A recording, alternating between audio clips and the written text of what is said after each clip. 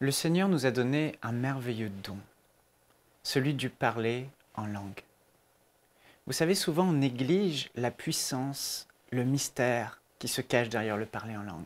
Mais le parler en langue, il est véritablement une puissance, il est véritablement un outil merveilleux que le Seigneur a donné à ceux qui sont nés de nouveau lorsque vous avez reçu le baptême du Saint-Esprit. L'apôtre Paul avait réalisé l'importance du parler en langue. C'est pourquoi l'apôtre Paul disait dans 1 Corinthiens au chapitre 14 et au verset 18 « Je rends grâce à Dieu de ce que je parle en langue plus que vous tous. Je rends grâce à Dieu de ce que je parle en langue plus que vous tous. » Vous imaginez, pour que l'apôtre Paul puisse dire ça à une grande église, à l'église de Corinthe, imaginez à quel point il devait parler en langue. En réalité, l'apôtre Paul avait la certitude qu'il parlait en langue plus que tous les chrétiens, parce qu'en fait, il parlait en langue tout le temps. Aujourd'hui, j'aimerais te poser cette question. Est-ce que tu parles réellement en langue? Est-ce que tu as réellement réalisé l'importance du parler en langue? Quand tu parles en langue, la Bible dit que tu t'édifies toi-même, et que c'est en esprit que tu pries, et que tu dis des mystères, des choses cachées sur ta propre vie. La Bible dit que parfois, on ne sait pas ce qu'il convient de demander dans Romains au chapitre 8 et au verset 26. De même, l'Esprit nous aide dans notre faiblesse, dans la prière. Parfois, on ne sait pas, on a tendance à se répéter, à dire des choses, mais on sait que si on demandait la bonne chose à Dieu, on obtiendrait un résultat surnaturel.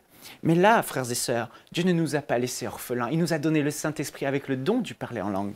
Et l'apôtre Paul dit, de même aussi, l'Esprit nous aide dans notre faiblesse, car nous ne savons pas ce qu'il convient de demander dans nos prières, mais l'Esprit lui-même intercède pour nous par des soupirs inexprimables. Un jour, j'étais dans ma chambre et je parlais en d'autres langues, poussé par le Saint-Esprit. Je parlais en langue, je parlais en langue, je parlais en langue. Et tout à coup, j'ai eu le don d'interprétation des langues. Et je me suis mis à dire en français ce que je venais de dire en esprit. Et je vous assure, c'était des mots qui n'appartenaient pas à mon vocabulaire. C'était des choses glorieuses que je disais. Et je savais que ma prière touchait le ciel. Je ne sais pas dans ma vie combien de percées j'ai obtenues grâce au parler en langue, mais je pense qu'un grand nombre de mes percées ont été obtenues parce que le Saint-Esprit est venu à mon secours dans la prière. Et j'ai commencé à parler en d'autres langues. Et je parlais, et là je disais des choses à Dieu qui touchaient le ciel, et le ciel descendait, les promesses de Dieu se manifestaient dans ma vie. Je me souviens un jour de cette sœur Audrey Mac, une amie dans le ministère, qui me racontait comment le Saint-Esprit l'a poussée. Elle n'arrivait pas à rentrer dans le mariage, elle avait un ministère très particulier, elle ne pouvait pas épouser n'importe quel homme parce qu'elle était constamment en voyage, constamment en mission dans des endroits en Chine, en Inde. Elle dormait parfois dans des grottes, dans des endroits vraiment inaccessibles, parfois séparée de son... Elle aurait été séparée de son mari pendant des mois entiers. Et sa famille, ça aurait été difficile. Elle avait besoin d'une direction particulière de Dieu dans son mariage. Et le Seigneur lui a dit, parle en langue. Et pendant 1 mois, elle a parlé en langue, je crois, pendant 6, 7, 8 heures par jour. Elle ne faisait que parler en langue. Et Dieu a conduit les choses de manière surnaturelle dans sa vie. Elle a rencontré l'homme de sa vie, l'homme qui partagerait sa vision pour le ministère, l'homme qui supporterait un tel fardeau pour son ministère. Et aujourd'hui, elle est épanouie. Et cet homme, Dieu l'a fait prospérer et il soutient aujourd'hui son ministère.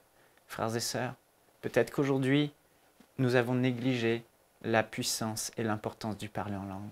Mais je vous encourage, priez en langue, comme l'apôtre Paul, que vous puissiez dire « je prie en langue plus que vous tous ». Il se passe des choses, même si vous ne le réalisez pas.